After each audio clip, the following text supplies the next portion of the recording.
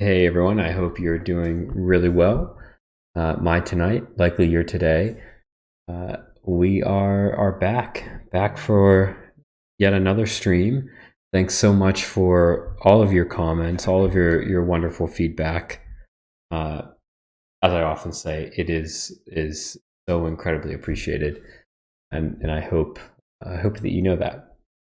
So, with that being said, yesterday we created an engineer. We played around a little bit, and I said that we would work on moving to an Elementalist tonight. I see also in the poll in the community, there's a lot of strong opinions about moving to Necromancer. So maybe we'll do that later this coming week. So, with that being said, we'll kick off as we often have many times before with a wooden potatoes video. We are on, let's see here, the fourth video. This one being The Chosen. So really looking forward to getting into that. But before I do, let me just express once again, thank you all. We have the most incredible community that has started tuning in for these streams, leaving comments, leaving tips, and it's just so appreciated. So with that being said, we're going to create an Elementalist tonight. We are going to watch some Wooden Potatoes videos, and we're just going to have some fun. If you have any comments, drop them into chat, or after, if you're not catching this live, feel free to leave me a comment. I try to respond to every single comment, and I certainly read every single one, and they're greatly appreciated. Hey, Coyote, good to see you again. Happy to have you. All right, let's watch some Wooden Potatoes, eh?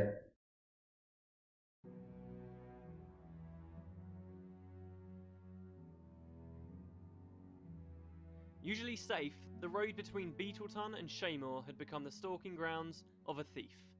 A drunk and a gambler, Saul D'Alessio had recently lost a bet that he didn't have the gold to pay. He was not necessarily a bad man, and banditry was a new low, yet it was easy money. At least until he was caught, and the punishment was exile from Kryta. Blindfolded Saul was ridden 3 days away from civilization and left in a remote forest. Alone, delirious, lost, the authorities expected him to die in the wild and never be heard of again. It came as quite a surprise then when later Saul returned to Kryta, a changed man. Where once he'd looked ill and sunken, D'Alessio was now the picture of health. Rather than the rags of a beggar, he now wore a sleeveless white robe embroidered with gold. No longer a drunk and a layabout, Saul had gained purpose. He preached of the Unseen Ones, a race of divine beings that supposedly saved him from death. He claimed to have been to their city, a dreamlike place of astounding architecture with towers so high they pierced the heavens. Its denizens did not touch the floor where they walked, but floated majestically about. Tall and thin, they had wing-like appendages on their backs that rippled and moved with even the smallest breeze. When they spoke, Saul said it was the most melodious sound he'd ever heard. He called them gods. Saul spread the word of his gods, and while no Crichton had ever seen them or found their city, people began to believe. At the time, Kryta was in turmoil. The king had fled the throne to save himself before the Char invasion. There was nothing left to stop the beasts. So people looked to Saul. His following grew, and before long they, the White Mantle, were the last thing left to defend Kryta from the Char. The loss of Prince Rurik was not a death sentence for the remaining Ascalonians on the Shiver Peaks. They had aid navigating the caves beyond the Frostgate, and before long the people were descending the western slopes into sunny, green Kryta.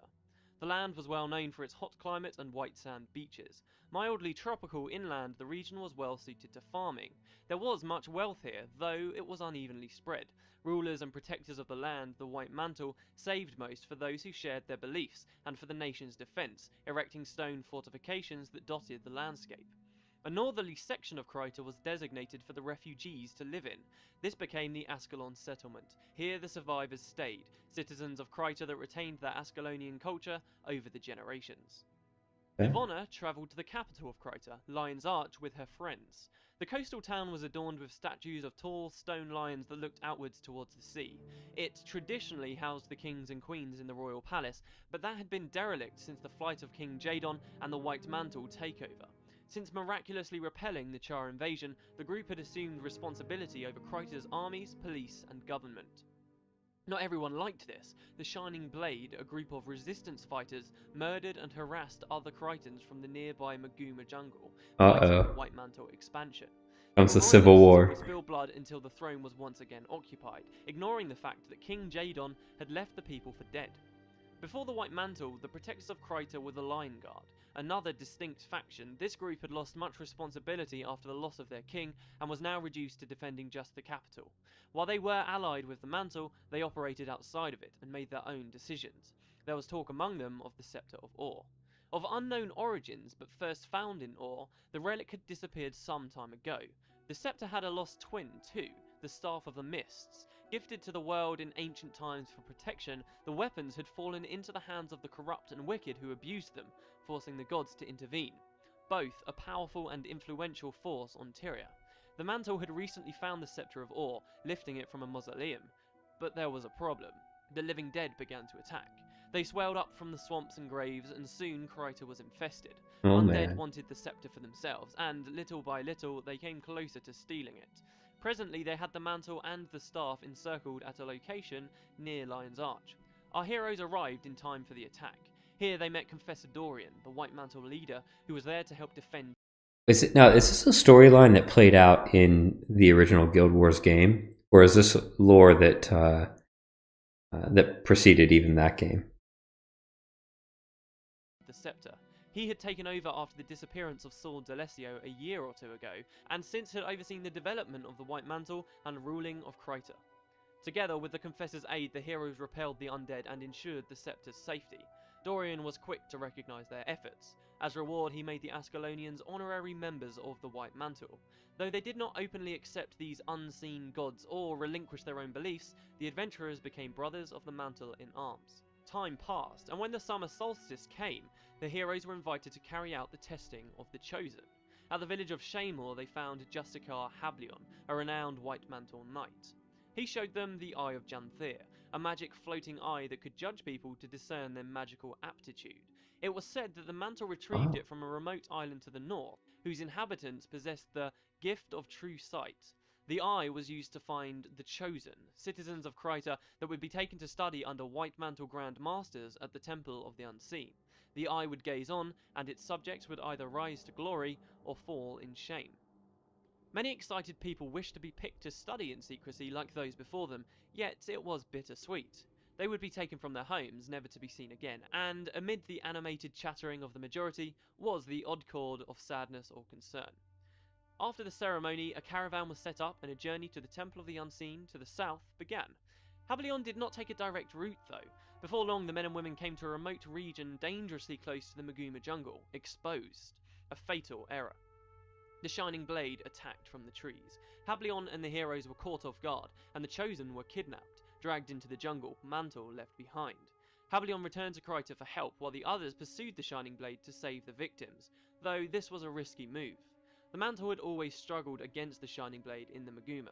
The Oh, rebels that's knew how cool. to travel through the thick foliage and lay traps, using guerrilla tactics to deadly effectiveness. They were capable of moving the trees themselves to create pathways the Mantle couldn't follow on, an ancient practice gleaned from the deceased druids whose spirits and ruins still lingered deep within the forest. Despite this, the heroes readied their weapons and pushed into the undergrowth.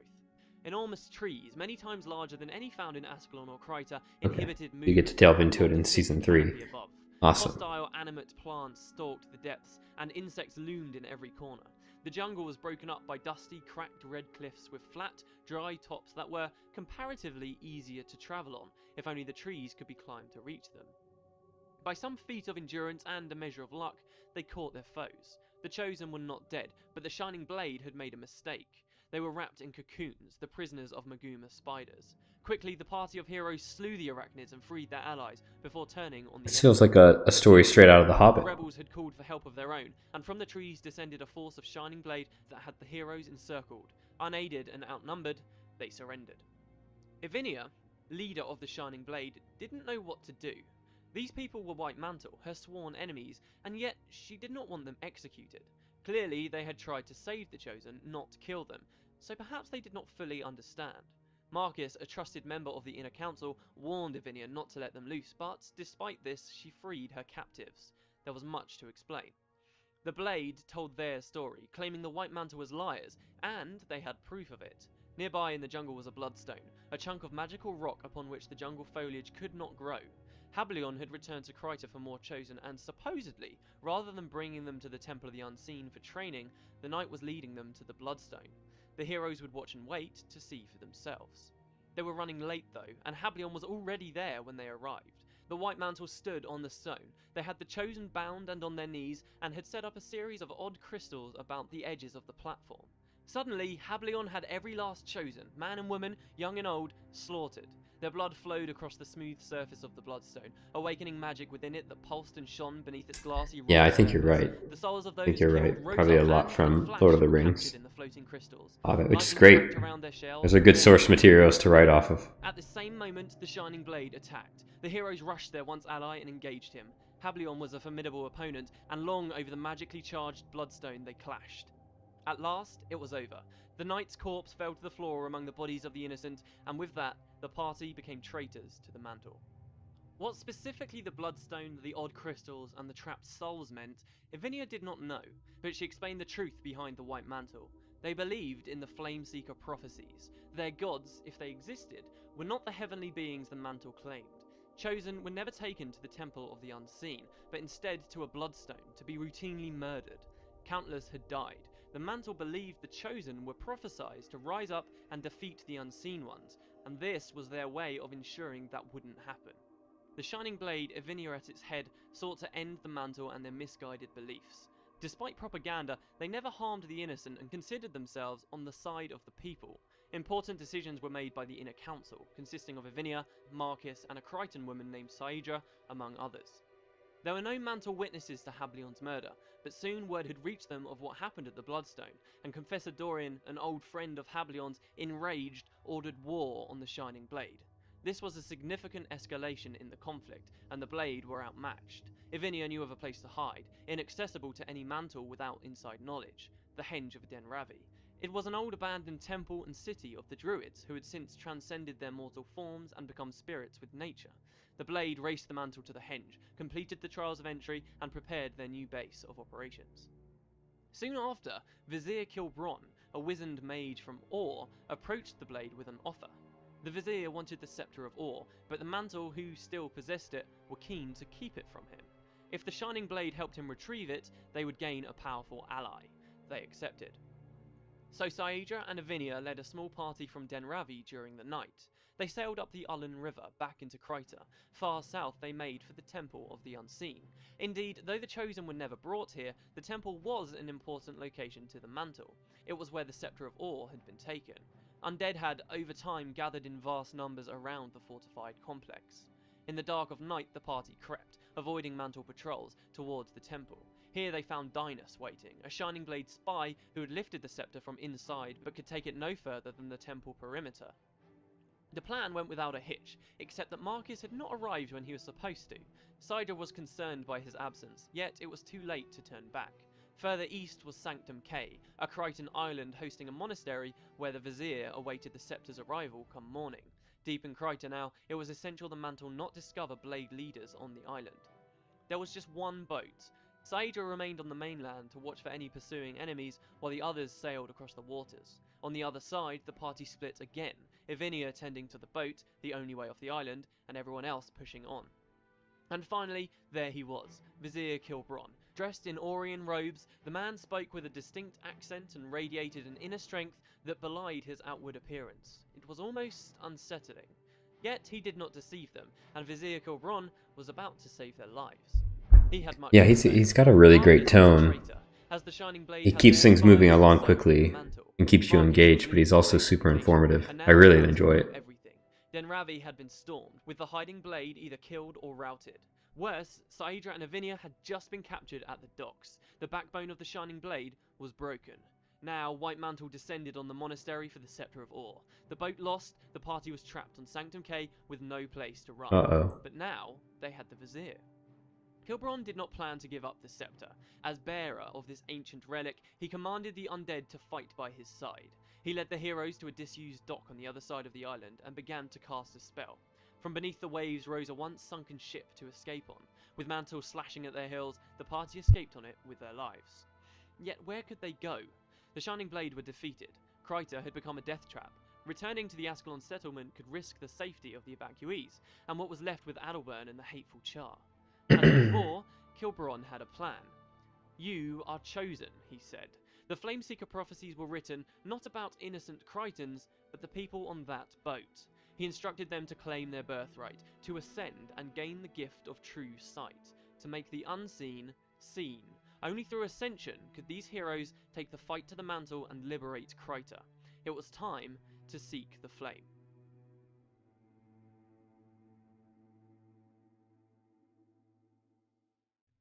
Dorian, Hablion, Thomas, Gissinger, Brian, James, Rebecca, and Saul D'Alessio moved in silence through the gates of Demetra.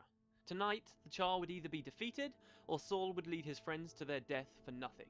A last resort. A suicide mission. There was no other choice. Yes, there was the promise of the unseen ones, but no one had ever seen them, and even, maybe, Saul had begun to doubt that they would come to Kryta's aid. It was dark. The plan was to slip through Char lines and assassinate the three leaders orchestrating the assault on Kryta. As they moved north, Saul saw great fires burning, effigies made to the Titans that illuminated the surrounding fields otherwise blanketed in darkness. Char were everywhere. But they were not caught, and before long the Mantle found themselves stood before the three unsuspecting commanders. They raised their weapons and attacked. Everything went as expected. Unready and outnumbered, the Char leaders still waged a furious battle for their lives. The noise drew attention from all around, and though the commanders were indeed slain, their entire army now marched on Saul's location, keen for revenge. Everything had gone as expected. The stranded men, weak from battle, would take as many Char with them as they could. Their sacrifice was not in vain. The Char could not recover from this. They would fall into disarray and, hopefully, Kryta would be saved. But it was time to die. Saul's unseen gods hadn't done a thing. It was the strength of men, not of false gods, that had defeated the Char. They were close now. And that is when it happened. From nowhere, before all men, suddenly something floated into existence. Not one thing, but three. Three divine, beautiful creatures. Tall and thin, they had wing-like appendages on their backs that rippled and moved with Oh, the smallest man. breeze. When they spoke, it was the most melodious sound the men had ever heard. Salvation. The unseen ones fought with the White Mantle, protected them. Hundreds of Char fell, and none could hurt the intruders. Their entire force was broken, decimated by a spectral agony cast upon them by the opposing gods.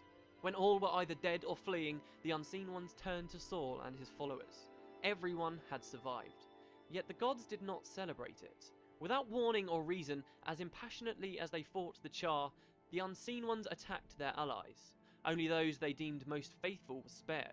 Many of Saul's closest friends and believers were murdered at his feet, and the true nature of the unseen ones was revealed. Oh, For wow. Saul himself, the gods had reserved a special fate. Hablion, Thomas, and Dorian watched as the entities took him by the shoulders and, just as they had floated into existence, they disappeared once again, taking a struggling Saul D'Alessio with them. Hablion, Dorian, Thomas, the survivors of that night, returned to spread word of the Char defeat, but never did they reveal the sinister truth. Saul D'Alessio was said killed by the Char, and the unseen ones told as the saviors of Kryta. It was on this bed, made of lies and fear, that the unseen ones and White Mantle came to power in Kryta. Only the Flameseeker prophecies foretold their eventual defeat. Wow. Wow, that's pretty wild. Very interesting. Okay. All right. Wow, very cool. All right. That is a nice chunky bit, 17 minutes of history.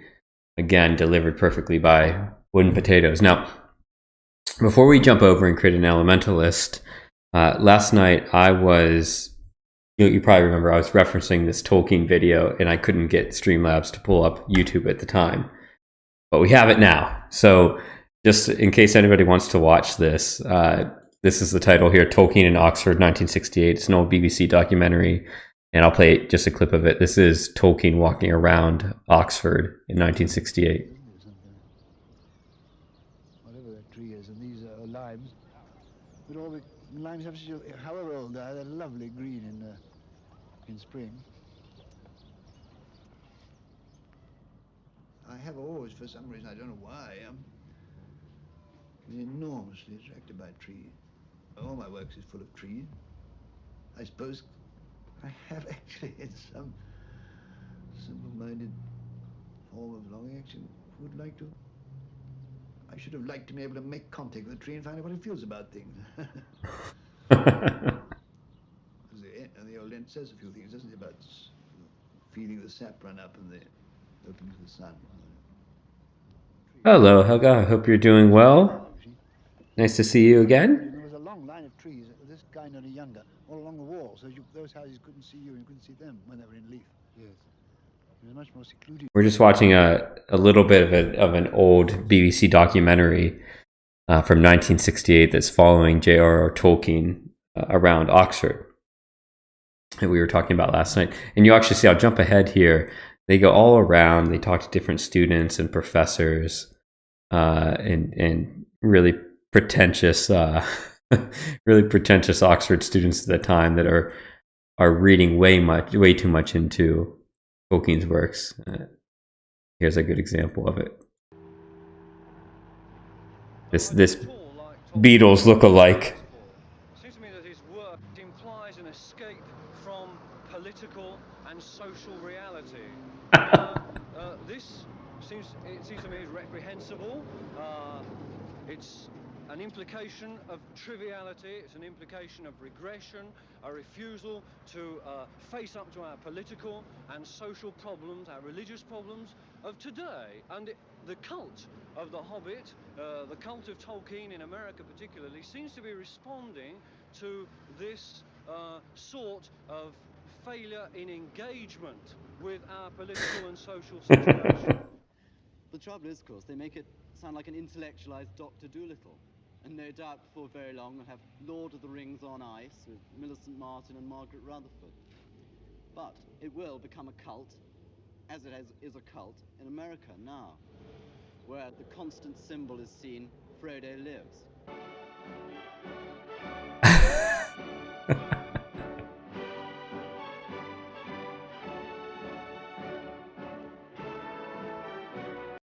Isn't it funny?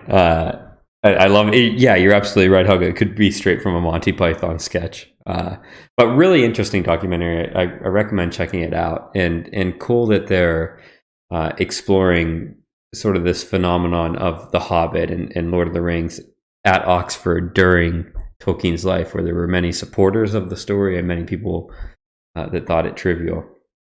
But in any case, why don't we jump in? And we're going to create an Elementalist tonight, and probably later this week we'll create a Necromancer. So, that being said...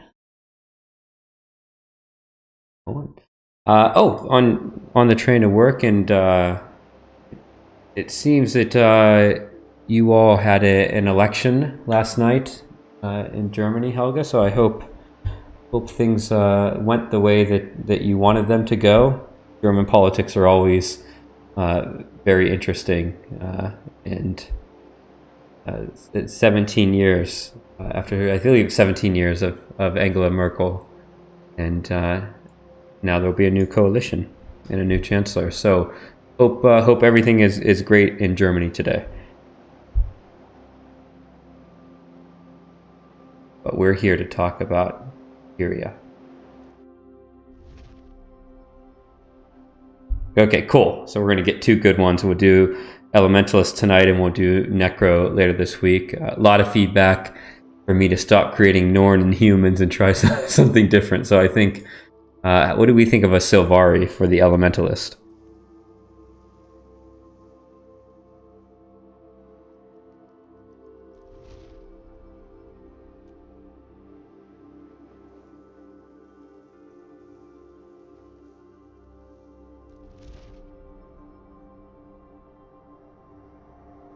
These are cool looking races.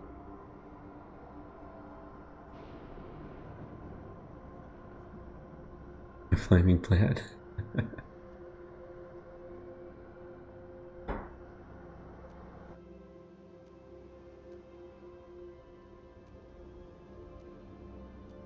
Wow, this is a really interesting looking race. very different than when I first saw Sylvari when I was researching the game. I thought of them much more of like an elven race, but they, to your point, Coyote, much more of a botanical race, I guess would be the right word. Yeah.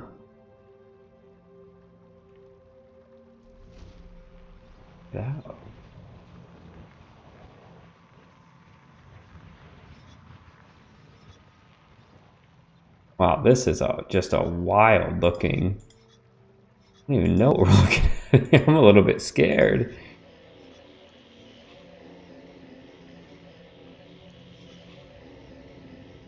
In pattern. Okay, so this is almost like different types of bark on a tree.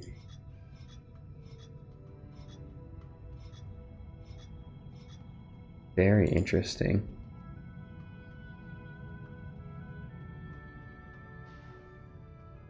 I did see that the right wing was taken down a notch.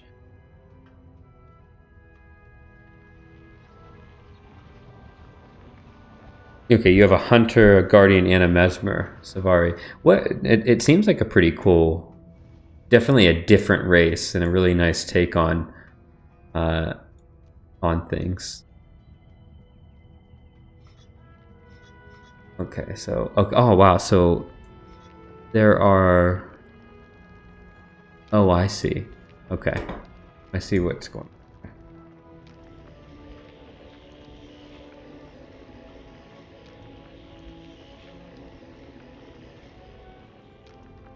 So there's frosted. I like these different green tones. Maybe we'll do one of those.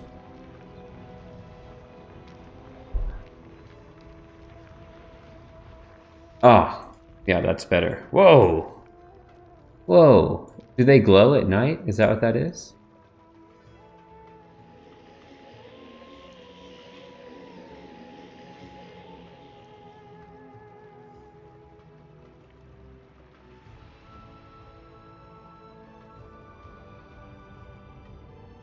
Okay, we'll go with this frosted one's kind of cool, I guess. And what are we controlling here? Oh, okay, patterns. Yeah, I should take off the armor. Okay, I see now.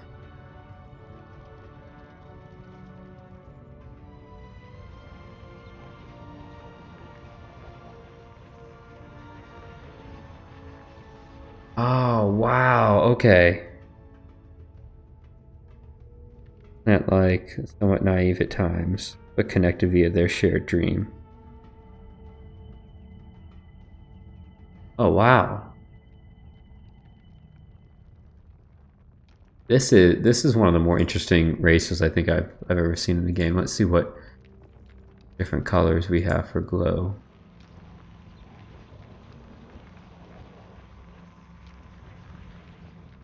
What almost like a bit like a elves of Lord of the Rings meets the race in Avatar, which I can't remember what their name is now.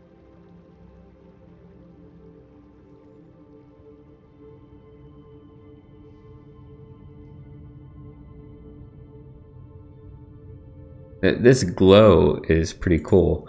Now, do we have the ability to change this later, or is this the our one shot to change these different features? Like, you know, in World of Warcraft, you have the barber shop. You can go in and edit your character and their appearance after.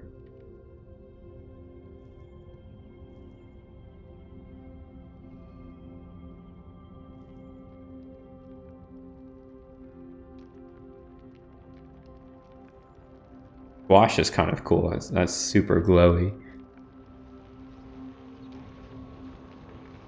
Okay, you can change.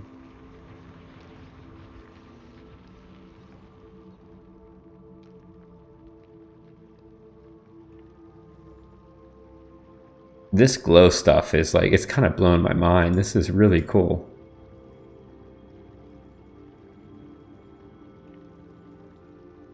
The red's a little scary. The pink is kind of cool though.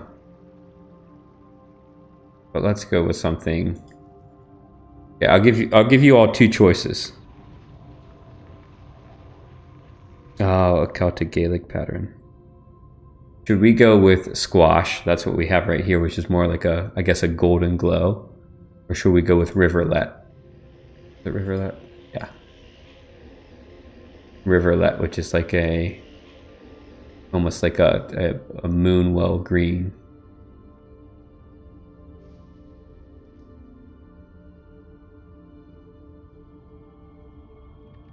Got squash and riverlet. I think we'll go squash.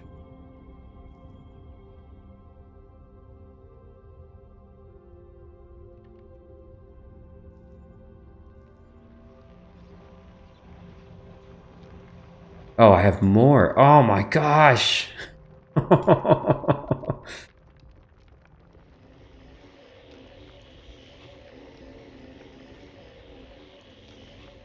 Wow. I mean, you could spend a few hours here just creating a character. That's pretty cool. All right, we'll go with riverlet. I like that one. All right. What were our different? I'm kind of curious. I mean, we can just make a character from Avatar.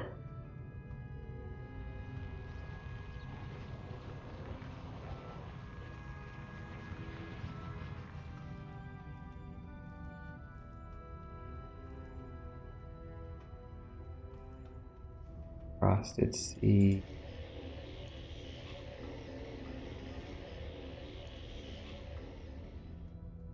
Okay, try this one. Subtle indeed.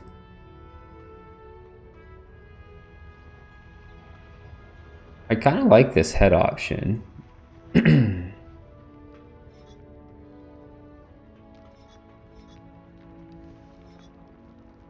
these are different hairstyles. Zoom out a little bit. Oh wow, the hairstyles are really distinct. That's almost like, it feels like a continuation of a tree.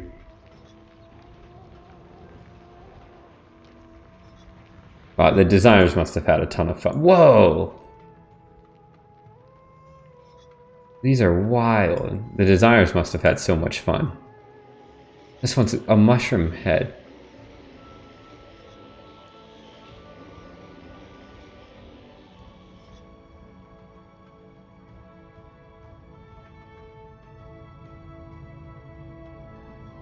Okay, so more options even later.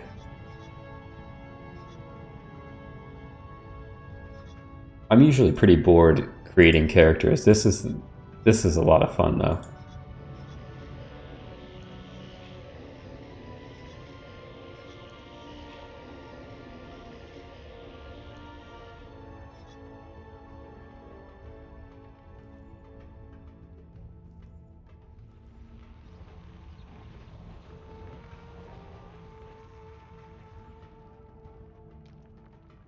Wow, this is really fun.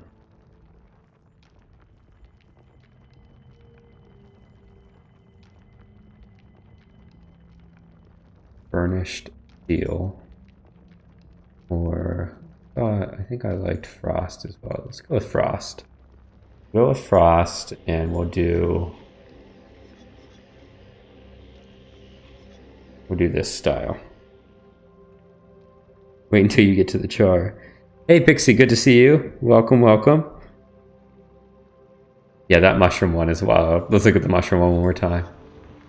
I like how the spores in the mushroom glow as well. That's a really nice touch.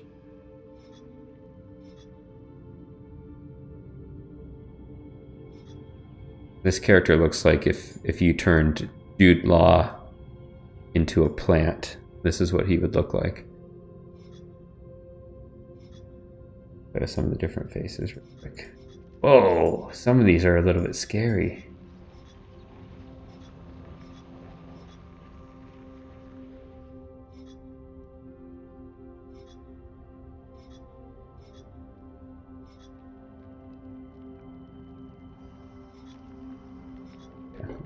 But this one actually, it feels a little more human-like.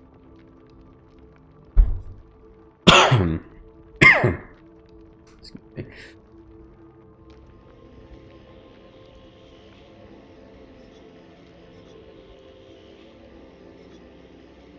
Okay, and there's different ear options. Oh wow, okay.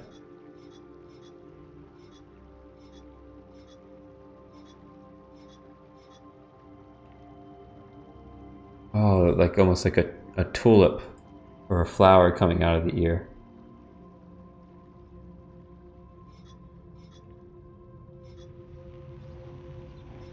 Cool. Or something like that.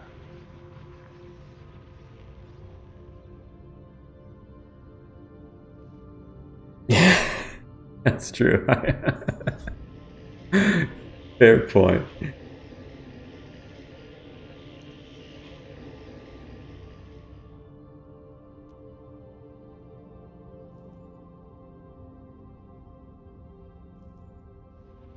I like that bluebell. We'll go with that for the eyes. The face looks pretty good.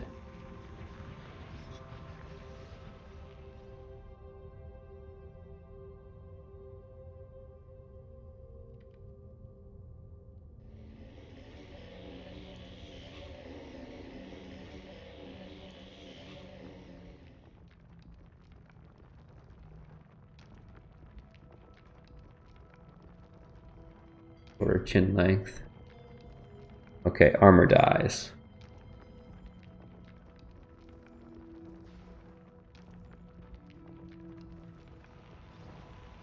I like ebony.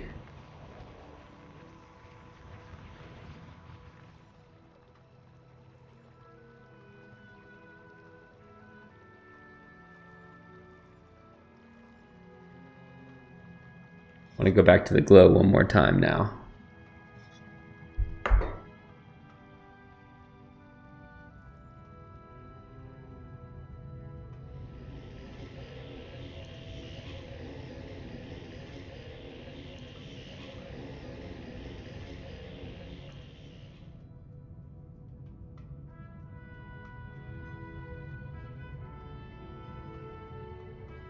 Right. We had Riverlet, which was cool. Now I'm wondering if we should do something a little bit more bold, like a blush.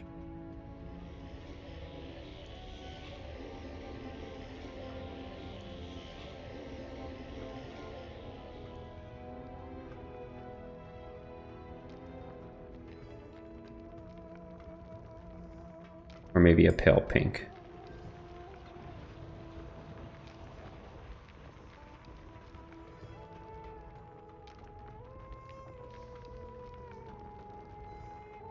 Yeah, let's go with the pale pink. Kind of a cool touch.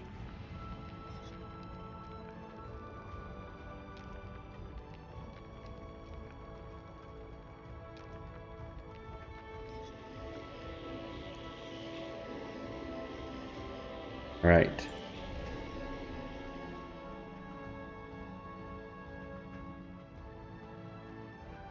I study all the elements, but I wear a gem that symbolizes my love of water, fire, earth, air. Oh, air's kind of cool. We're gonna go with the air because it looks like it goes most with the way I created the character.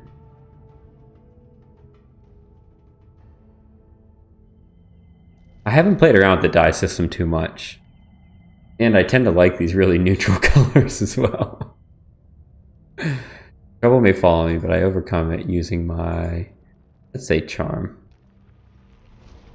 I dreamed of a quest that calls me to action. It was a vision of the white stag. The white stag is a creature of enchantment, an immortal beast with great power. It is said that the stag will trade a magical boon for its freedom, if I can catch it. The Green Knight. I saw a powerful knight in green armor, his face obscured.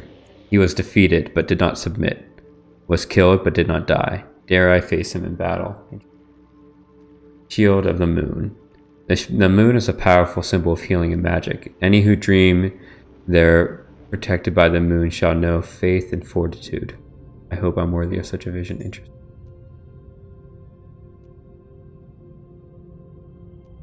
I'm liking the White Stag or the Green Knight here.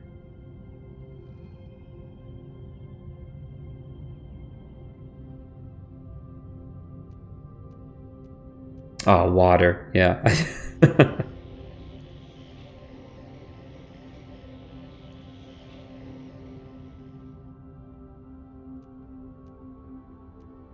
We'll do...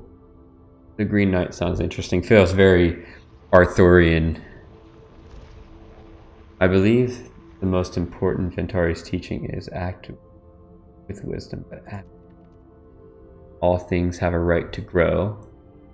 Where life goes, so should you. The world is a delicious and gorgeous place created for us to explore, enjoy, and protect. I will seek out the lessons in every experience as I grow. I can see the kind of this idea of naivete as well. Yes, absolutely. I see the Celtic influences. The blossom is brother to the weed. Diversity of opinion is good. Discussion is healthy. No one should be condemned simply for being different. I will stand up for the rights of all. Curious. Act with wisdom, but act. It is one thing to know what is right and another to change the world. We all have a calling. I will distinguish myself through my actions and thereby lift Tyria to a higher state of nobility.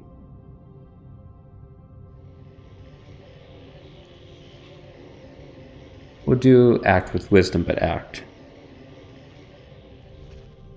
The pale tree awakened me during the cycle of dawn. Savari awakened at dawn are natural talkers, diplomats, and forward thinkers. We are intimately connected with our surroundings and markedly empathetic toward all, even other races. Cycle of noon. Savari awakened midday, solve problems by attacking them head on. We are warriors, hunters, and travelers who experience life firsthand and enjoy the rush of taking risks in order to feel truly alive. Cycle of dusk. Savari awakened at dusk are naturally curious and thoughtful. We love to learn and spend time reading and studying. We are intelligent and drawn toward the luscious complexities of magic. Cycle of night. Savari awakened at night are secretive and cautious with information. We make our decisions and we come and go as we please, nimble of mind and body. I like dusk.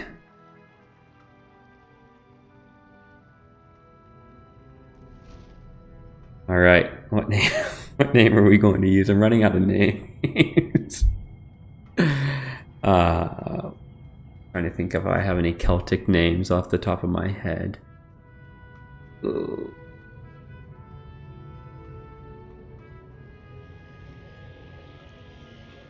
Adair, which I think is an Irish Celtic name for wood, or for a ford within woods.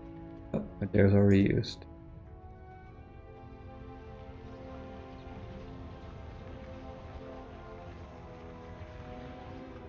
There's. Oh, that's already in use.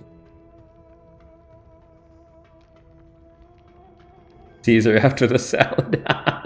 Very nice. Let's see.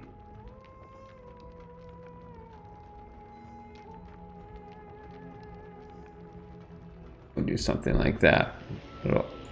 Irish and Scottish. That was a good joke, Pixie. I am Silvari. 25 years ago, my people first appeared in Tyria. The pale tree flowered, and the firstborn awakened. The dream contains my race's memories. We gain awareness here, and then awaken into the world. The dream fills me with knowledge, and is my connection to others. It is my inspiration, my guiding light. While here, I have discovered my purpose, to face evil and destroy it. Even now, I sense my destiny calling me to awaken. My time is soon. Nature and goodness are under siege. All life hangs in the balance. If Tyria is to survive, it will need us. If we fail, the dream will be consumed by nightmare, and Tyria will wither and die. Oh wow, this is cool. I dream of battle. The voices of my people whisper of warfare and the storm of combat.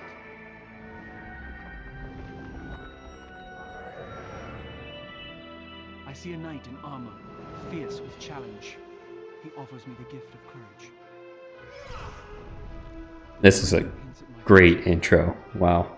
I really, really like it. I see friendly faces, good and noble folk. They need me. I must keep them safe. The devouring force threatens all of Tyria. I will stand against that danger. On this, the eve of my awakening, I feel fire in my blood. And yet I sense darkness approaching. Something intrudes upon the trail. It blocks the path to my awakening. Before I can enter the world, I must first face this evil and vanquish it.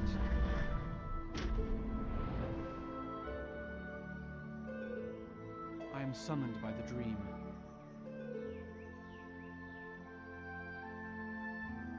This is my story.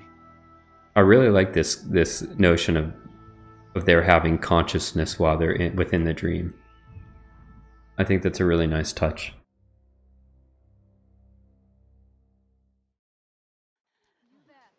Hey Dan, thanks for joining. Thanks for asking. I normally stream almost every night. I think we're almost about 2 weeks straight of a stream every single night, and I stream for anywhere from 30 minutes to an hour and a half usually.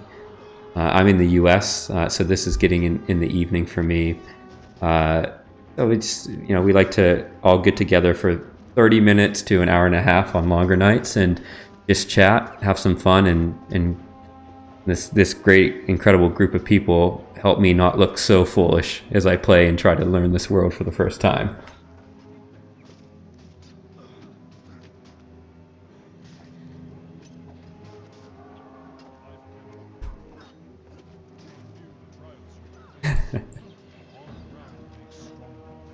Wow, this area looks great. Let me see. As you all know, we're playing at 6K, and there's a lot of particle effects. So I'm just taking a look at what it's doing to the graphics card, and it looks like we're getting 60 frames still. Great. Although my GPU is at 90% utilization, so it's definitely pushing it. I think as I get into the more recent expansions of this game, playing at 6K natively might be a bit of a struggle. We'll see though. Yeah, setting me up for hilarity later. Fair enough.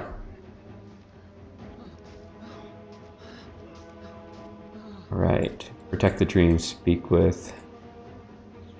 All these names are going to be tough. Hythe's spirit.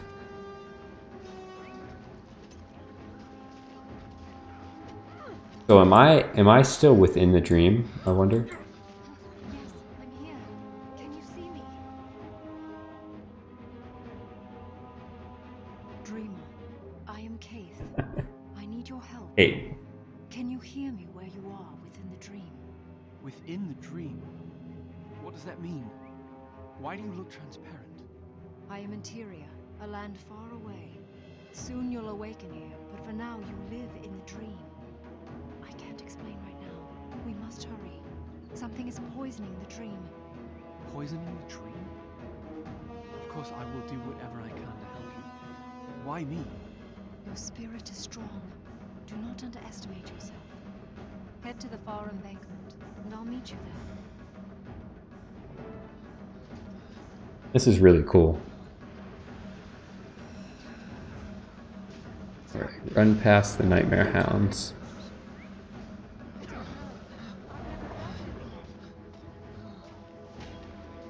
It looks like I start out with fire skills, right?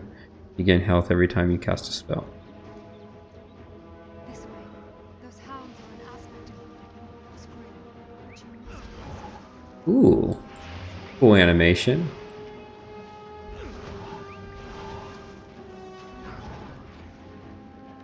Oops. Here they come. Be wary and fight well.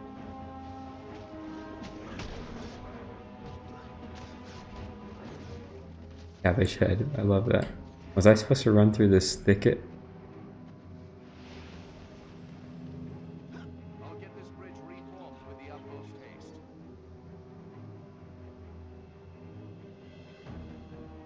Sorry, just checking what chat was saying. Okay, Where am I off to? I missed something. It is time. The poison is at its strongest in the clearing beyond. Have courage. Ooh, that's a cool bridge. Look at that. See, Coyote.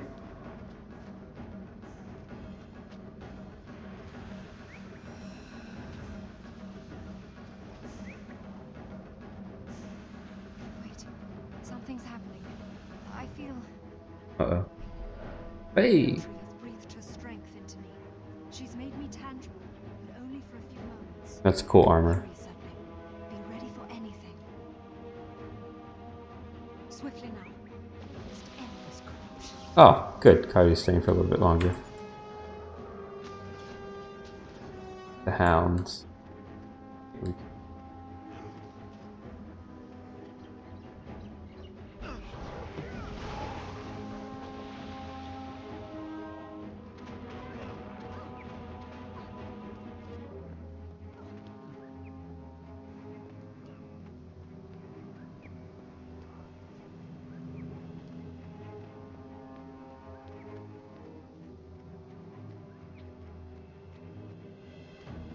I'm following this other player around. Ah!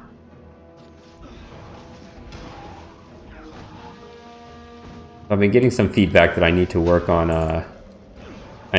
my dodging a bit more, so you're gonna see me clumsily trying that. I don't have enough energy.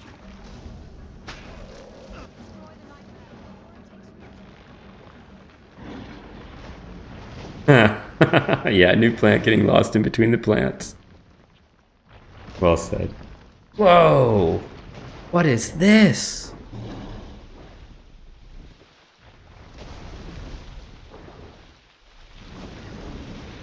Oh my.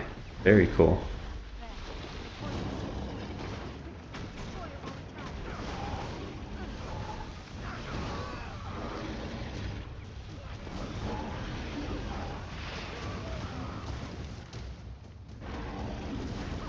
I like the way those stuns look. I don't like getting stunned.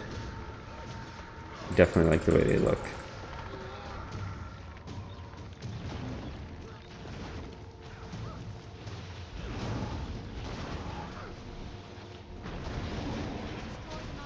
Wow, look at the animations on the neck of this thing.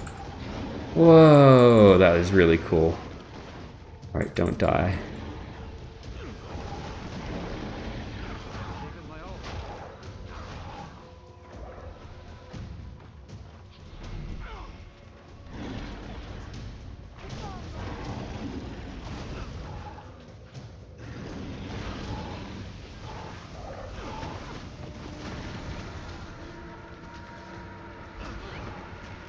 It is finished. The dream is safe from this poison. Wilted. All these puns, I love them.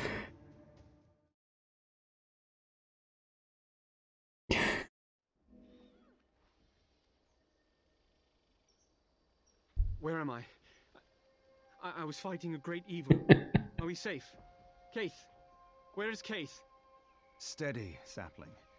You just woke. You were calling out in your dream. Keith was just here, but she had to go speak to the Pale Tree. She and I fought side by side against the poison in the dream. I saw the shadow of a terrible dragon, and I felt the dream call upon me to defeat it. By the tree. A wild hunt so soon, and such a momentous task. To be a valiant of the wild hunt is a difficult charge. Bear this calling with pride. I will. But how do I begin? One does not simply awaken and rush off to face a dragon. You start here in our forest. There were others hurt in the dream. They could use your help. Besides, it'll be fine training for a new valiant.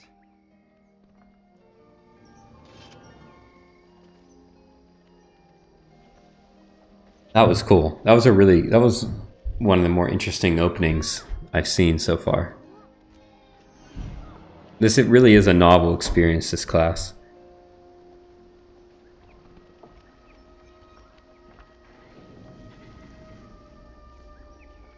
I love these little glowing guideposts along the road. You look nice today. Yes.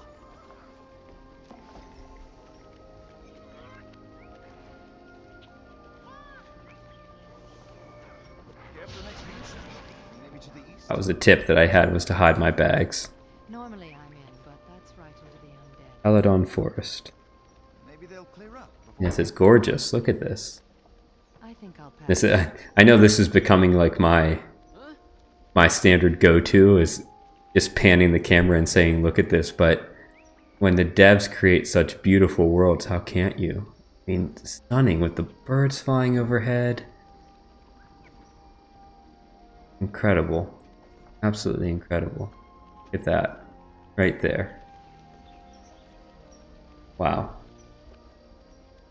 And this is why I see people commenting saying that they have thousands of screenshots, so I can understand why. But I digress. What do I have here in inventory?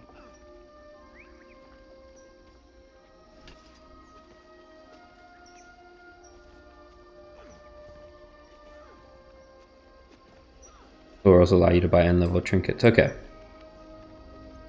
Oh, that's your hunter? Pardon me. There he is. Talk to you. Get that little... Pardon me. I'd like to talk to I'm coming, Warden. Good to see you again, Coyote. Oh, I like the pack that you've got there. That's really cool.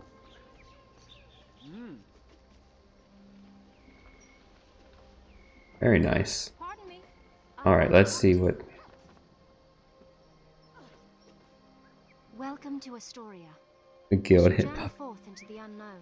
Know that you are not alone. Seek guidance from those who make their homes here, and help them in a time of need. This is also a really pretty map. To choose.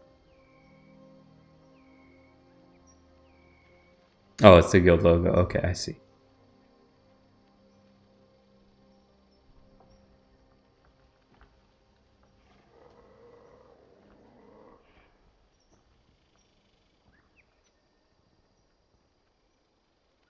Got a lot to do here.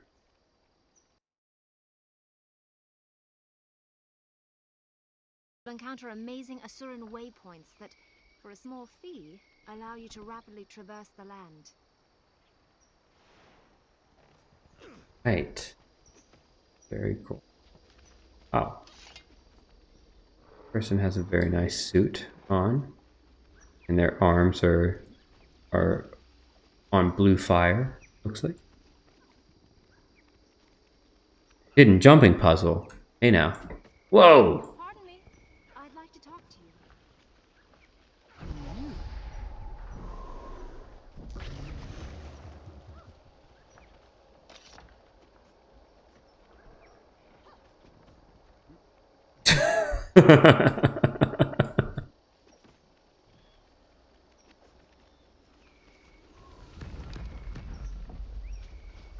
Sounds good, Helga.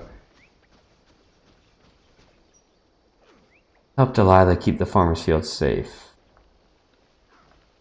But termites, termite larvae, feed. Okay.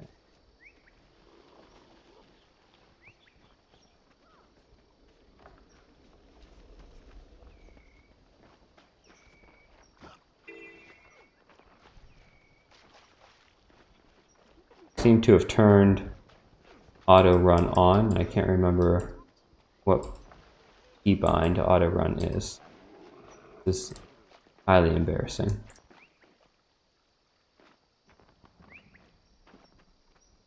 Okay. Am I there? Not my finest moment.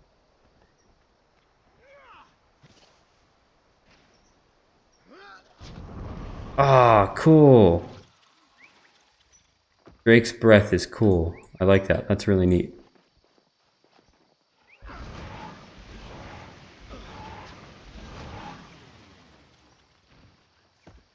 I like Elementalist. It's pretty neat. Hey.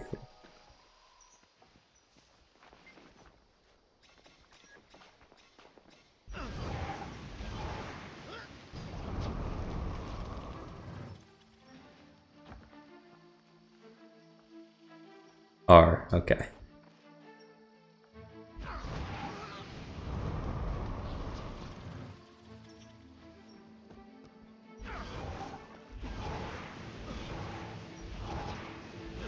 I need to see what the range is on these skills. 400.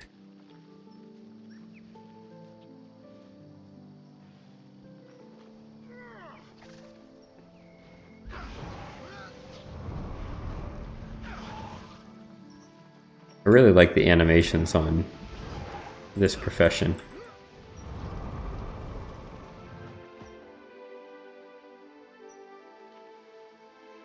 Okay, so kiting's important. I'm still getting a sense of what the ranges actually mean and how far 400 is, you know?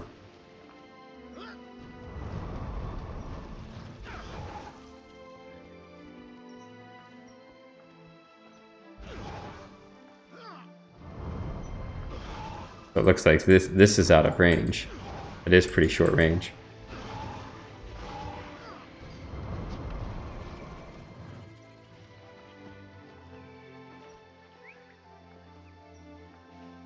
What's everyone's favorite class? Kairi, I think you said Necro is one of your favorite.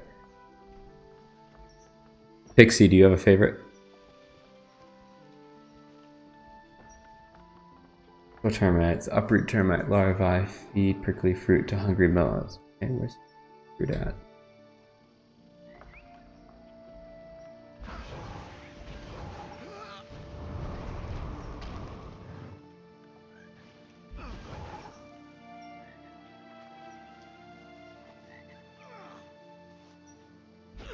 Oops.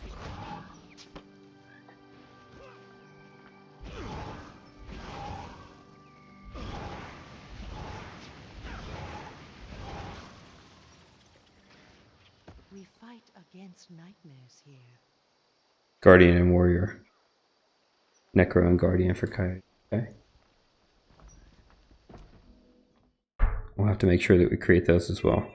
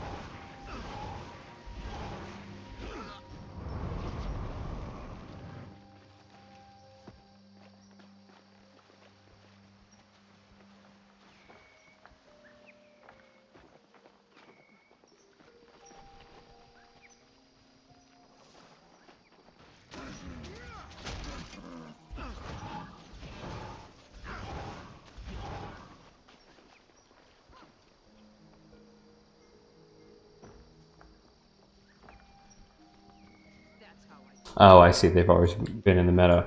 What professions have not been in the meta historically?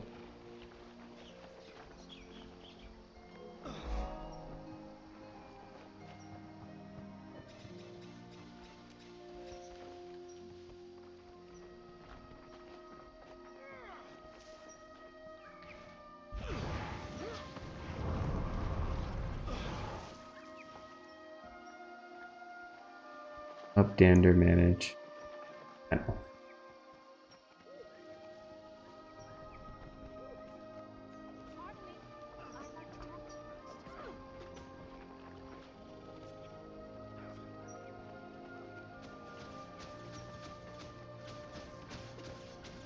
This analyst.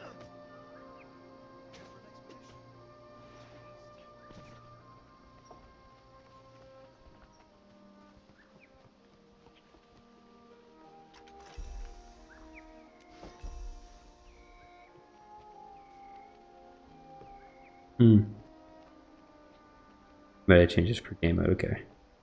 Thief and Ranger. I don't know what a roamer is, but I'm kind of getting it, I think.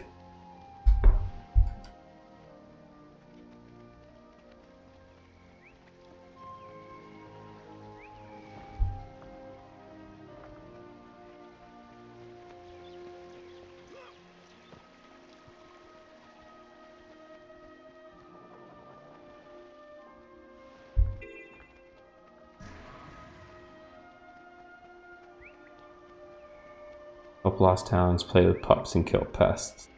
Sounds awesome. I will play with the pups.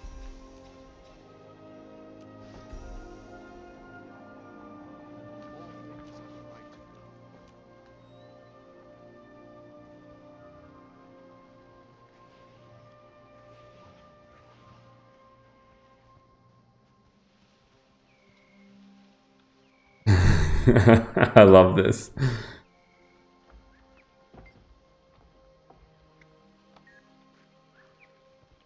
This is so cute.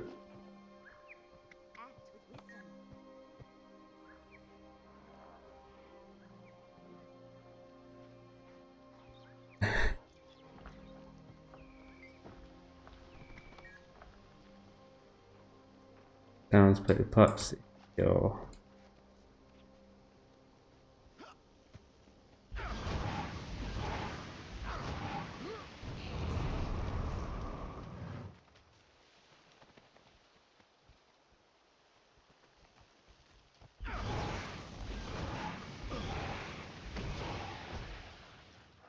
WVW is large world and PvP over objectives, right? So roamers are classes that hit small targets. They can't find themselves. Oh, I see. That makes sense.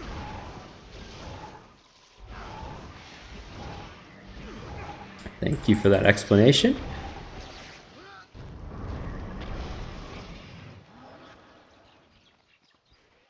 I love how even if you're not grouped with someone in this game, you're still working alongside of them towards a common goal. I think that's one of the really brilliant innovations that ArenaNet has managed to balance in Guild Wars 2. Camps are the roamers, cutting off people trying to get back. They're large groups. Ah, Zergs, yep. Wow, look at this. That is amazing.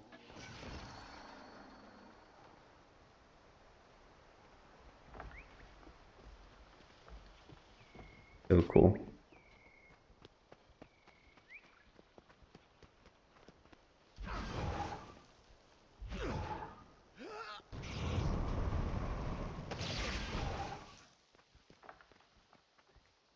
Oh, I lost pup. Go home, buddy. Go on.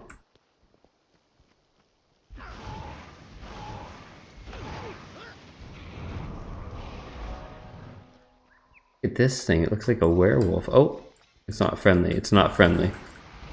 I should have known that.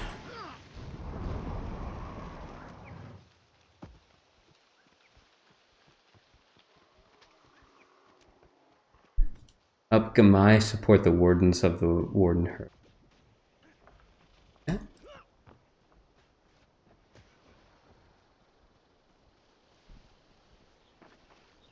No, you're doing a really good job explaining it. And, you know, a lot of this stuff, at least I'm attuned to on some level in World of Warcraft. Zergs being a good example of that, but there's so much nuance in Guild Wars that I really appreciate the explanation. It really helps. Ooh, look at those purple waterfalls. That's pretty. Wow. I don't even know if I'm meant to be here, but that is really cool. Ah, this game never ceases to amaze me.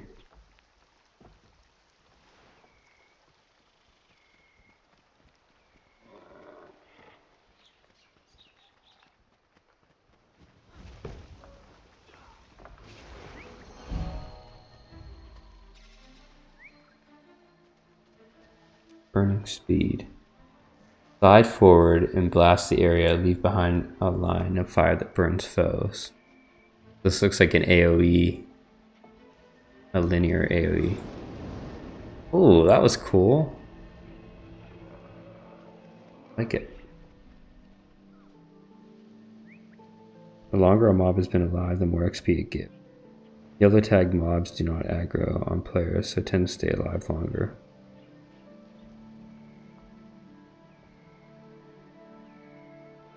Oh, interesting.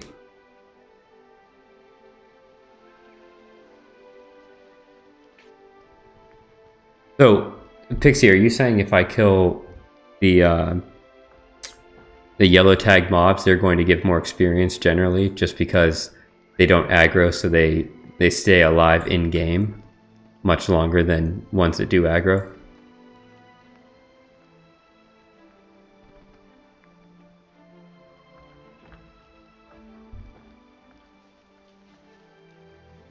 Cool area.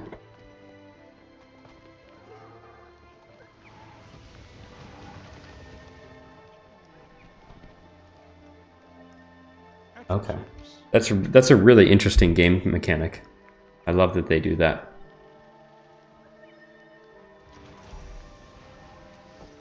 All right. All right, I tell you what, team. Let's call it quits there for tonight. I've been going here, but events is where the real XP is. Noted. Okay.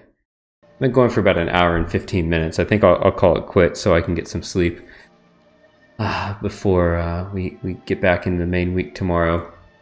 But thanks so much. I think tomorrow let's play this Elementalist a bit more, level it up a little further. And as always, thanks so much. I know you all have busy days and busy lives, so it means a lot when you can take an hour of your time and spend it with me. We'll keep this party going. I'll be back tomorrow. We'll do it all over again. And in the meantime, I hope you have a really great day. Hope you have a really great night. And I'll see you all very, very soon. And I think Helga's probably still changing at train station. So Helga, if you watch this after the fact, thanks for being here as well. Coyote, thanks as always. So great to have you. Take care, everyone. And